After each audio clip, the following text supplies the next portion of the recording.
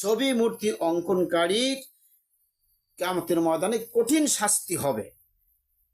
আন আব্দুল্লাহ বিন মাসউদ রাদিয়াল্লাহু তাআলা আনহু قال سمعت النبي صلى الله عليه وسلم يقول إن أشد الناس عذابا عند الله يوم القيامة المصورون।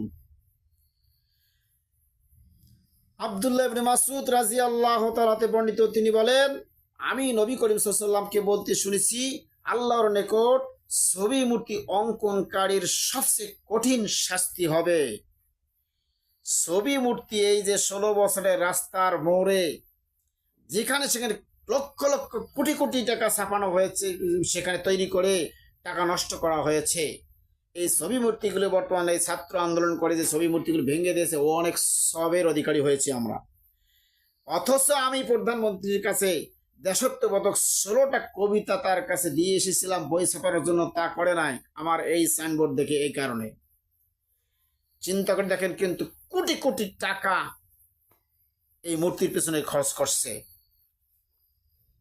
অত্র হাদিসটি সহিহ বুখারী 5950, মুসলিম 2109, মেশকাত 4497 নম্বর হাদিস। ছবি মূর্তি তৈরি করা যাবে না, ছবি ঘরের ভেতরে ঝুলিয়ে রাখাও যাবে না। ছবি যদি কোনো কাজে প্রয়োজন লাগে সেই ছবি আপনার অ্যালবামে রাখবেন, কিন্তু এই রাস্তার মোড়ে মোড়ে কোনো মূর্তি তৈরি করা যাবে না।